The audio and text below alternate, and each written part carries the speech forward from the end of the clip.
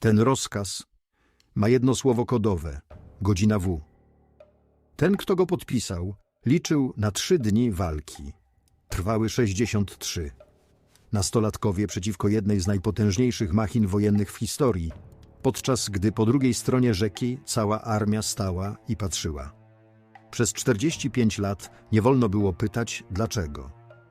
1 sierpnia, godzina 17, wyją syreny i cała Polska zamiera. Ten film opowiada o tym, co mieści się między pierwszą syreną a ciszą. 31 lipca 1944 roku. Pokój przy ulicy Pańskiej w okupowanej Warszawie. Dowódca Okręgu Warszawskiego Armii Krajowej przynosi wiadomość, która zdaje się rozstrzygać wszystko. Wojska sowieckie miały przełamać niemiecką obronę na przedpolu Pragi, dzielnicy po drugiej stronie rzeki. Wiadomość była niedokładna, ale to wystarczyło. Około godziny 17:45 generał Tadeusz Burr-Komorowski wydaje ustny rozkaz. Godzina W, 1 sierpnia, godzina 17. Pomyślcie, czym był ten zakład. Armia Krajowa nie miała regularnego wojska, czołgów, ani ciężkiej artylerii. Miała mężczyzn i kobiety, żyjących w konspiracji od 5 lat, uzbrojonych w to, co udało się ukryć albo zdobyć. Rachunek był prosty i desperacki. Przetrwać 3 dni, może 4, aż Sowieci przekroczą Wisłę i dokończą to, co zaczęło powstanie. Nikt w Warszawie nie planował wojny na 63 dni. Nikt nie planował walki dłuższej niż 1 weekend. Wybrana godzina nie była przypadkiem. Wybrano 17, bo o tej porze ulice Warszawy wypełniały się ludźmi wracającymi z pracy. Powstańcy mogli zniknąć w tłumie do ostatniej minuty, nie wzbudzając niemieckich podejrzeń. Ale konspiracja ma swoje granice. Już wkrótce po godzinie 14 na Żoliborzu pierwsze strzały wymknęły się planowi. Grupa eskortująca transport broni wdała się w wymianę ognia z niemieckim patrolem na kilka godzin przed wyznaczoną porą. Całe miasto miało lada chwila wybuchnąć, a jego część nie mogła już czekać. Wśród tych, którzy stanęli do walki tego popołudnia, było pokolenie, które polska publiczność rozpoznaje do dziś dzięki jednej książce. Kamienie na szaniec, portretowi szarych szeregów, konspiracyjnego harcerstwa, które dostarczyło część najmłodszego trzonu bojowego Armii Krajowej. To samo pokolenie dało Polsce jednego z najbardziej zapamiętanych poetów, Krzysztofa Kamila Baczyńskiego, który pisał wiersze o wojnie, żyjąc nią na co dzień, żołnierza batalionu Parasol. Baczyński zginął już 4 dnia powstania, 4 sierpnia, trafiony przez niemieckiego strzelca wyborowego w Pałacu Blanka. 23-letni poeta, który zamienił pióro na karabin. Wyobraźcie sobie euforię, która ogarnęła miasto w pierwszych godzinach. Nie była naiwna, była wynikiem prawdziwych zwycięstw. Powstańcy zdobyli gmach Pasty, Pocztę Główną, Elektrownię, Hotel Victoria, Prudencjal. Polskie flagi znów powiewały na budynkach, które nie widziały ich od 5 lat okupacji. Przez chwilę wydawało się, że rachunek na 3 dni może się zgadzać. Ale 2 rzeczy, nad którymi nikt w Warszawie nie miał kontroli, były już tego samego popołudnia w ruchu. Niemiecki dowódca, otrzymujący z Berlina rozkaz zmiażdżenia miasta bez litości, i cała armia po drugiej stronie rzeki, która po prostu się zatrzymała. Podczas gdy powstańcy świętowali zdobycie Poczty Głównej i hotelu Victoria, kilka kilometrów dalej stała cała armia. Pierwszy front białoruski, pod dowództwem marszałka Rokossowskiego, właśnie wymiótł Niemców z Białorusi i wschodniej Polski w jednym z najszybszych natarć tej wojny, a potem u bram Warszawy stanął. Tutaj historia się rozdziela i trzeba nazwać, kto co twierdzi. Historyk Wojciech Roszkowski przez lata dowodził, że sowiecka porażka pod Wołominem była tylko zasłoną dymną dla celowej bezczynności. Brytyjski historyk Roger Moorhouse po analizie dokumentów obu stron twierdzi coś bardziej niewygodnego. To była prawdziwa bitwa, a front dotarł nad Wisłę z zaopatrzeniem rozciągniętym do granic możliwości. Same źródła z epoki nie rozstrzygają, kto ma rację. Niekwestionowane jest natomiast to, co Stalin zrobił ze słowami. Nazwał powstanie awanturą, jednorazowym wybrykiem, nieodpowiedzialnością Londynu. Odmówił uznania polskiego rządu na uchodźstwie za partnera do rozmów i przez tygodnie odmawiał alianckim samolotom prawa lądowania na terenie sowieckim w drodze do Warszawy. Gdy w końcu 10 września na to zezwolił, zgoda została wykorzystana tylko raz. Jeden amerykański nalot, 18 dni przed końcem, który później się nie powtórzył. Tymczasem na południu ten sam pierwszy front białoruski, który nie mógł ruszyć na Warszawę, wciąż atakował Wyszków, Radom, Półtusk w każdym kierunku, tylko nie w tamtym. Zastanówcie się, co to znaczyło w mieście. Każdego ranka powstańcy patrzyli na drugi brzeg rzeki i widzieli dym sowieckich dział. Dowód, że armia tam jest, żywa, uzbrojona. O jedną przeprawę stąd. I każdego ranka ona nie nadchodziła. To w tej próżni Berlin zdecydował, co zrobić z Warszawą. Wieczorem 1 sierpnia, po otrzymaniu wiadomości o wybuchu powstania, Himmler miał powiedzieć Hitlerowi, że ten moment jest, jego słowami, historycznym błogosławieństwem, szansą na ostateczne starcie z mapy stolicy narodu, który od 700 lat, jak twierdził, blokował Niemcom drogę na wschód. Rozkaz, który spłynął z nazistowskiej wierchuszki, nie odróżniał kombatanta od cywila.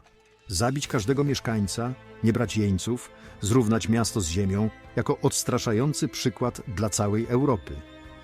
5 sierpnia ten rozkaz dotarł na wolę.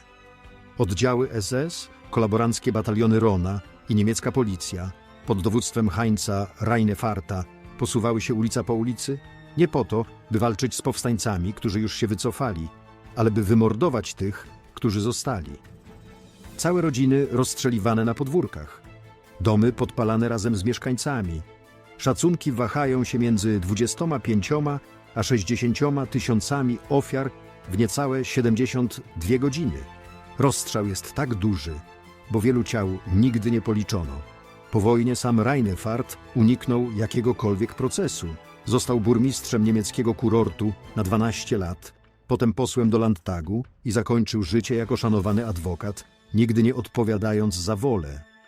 Po drugiej stronie Wisły sowieckie działa wciąż stały o kilka kilometrów dalej i wciąż milczały.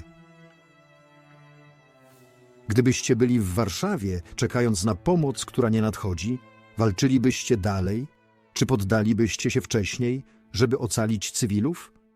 Napiszcie w komentarzach. Gdy ulice stały się niemieckim terytorium, Warszawa się nie poddała, zeszła pod ziemię. Pod miastem biegła sieć kanałów zbudowana dekady wcześniej. I to tam opór znalazł swój ostatni wolny korytarz. Żołnierze, ranni i łączniczki pokonywali kilometry w ciemności, w wodzie sięgającej pasa, by przenosić rozkazy między dzielnicami odciętymi przez Niemców. Łączność kanałowa między Żoliborzem a Śródmieściem trwała do 29 września. Następnego dnia sama dzielnica upadła, przedostatnia przed końcem. Pomyślcie o roli, jaka przypadła łączniczkom.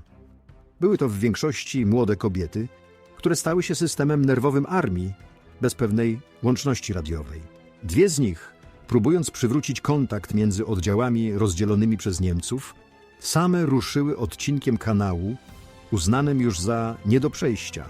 Pokonały w zupełnej ciemności zapory z drutu kolczastego, nie wiedząc, czy po drugiej stronie czeka wróg, czy wsparcie.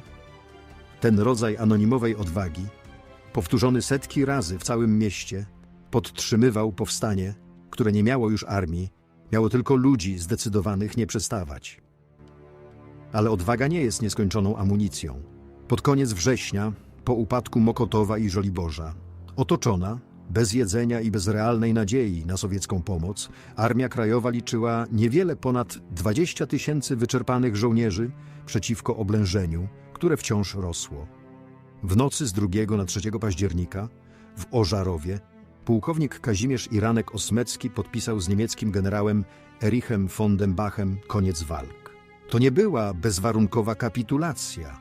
Powstańcy wynegocjowali prawo do traktowania jako jeńcy wojenni na mocy konwencji genewskiej, żołnierze, a nie bandyci, jak uparcie nazywała ich niemiecka propaganda. 63 dni po pierwszym ciosie o 17 miasto przestało walczyć. Koszt około 18 000 poległych powstańców i liczba cywilów, której źródła nie sprowadzają do jednej wartości, co najmniej 150 000 według najbardziej ostrożnych szacunków. Niektóre sięgają 200 000. Po kapitulacji Niemcy wypędzili 500 000 mieszkańców i zaczęli systematycznie burzyć to, co jeszcze stało. Miasto, które przetrwało walki, miało zostać zrównane z ziemią z zemsty, budynek po budynku w kolejnych tygodniach. Każdego 1 sierpnia o 17:00 w Warszawie wyją syreny i całe miasto zamiera. Samochody hamują na środku ulicy. Przechodnie stoją w milczeniu przez całą minutę. To nie jest przedstawienie dla turystów. To cały kraj zatrzymujący zegar w dokładnie tej sekundzie, w której 80 lat wcześniej garstka zdecydowanych ludzi zamieniła 5 lat cichej okupacji na 63 dni walki na cały głos. Pamiętacie papier, od którego zaczął się ten film? Jedno słowo kodowe. Zakład na 3 dni, który zamienił się w 63. Ten papier wciąż istnieje w każdej replice, którą dziś można zobaczyć w warszawskich muzeach. Dokument, który otworzył ten film, zamyka jego łuk.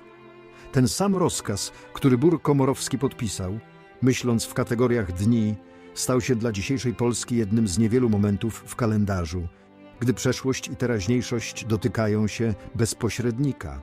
To nie jest zarchiwizowana historia. To pamięć, którą miasto postanawia ożywiać na stojąco co roku o dokładnie tej samej godzinie. I jest pytanie, które to powstanie wciąż pozostawia otwarte 80 lat później. Co znaczy stawiać opór, wiedząc, że obiecana pomoc może nigdy nie nadejść i mimo to zdecydować się walczyć?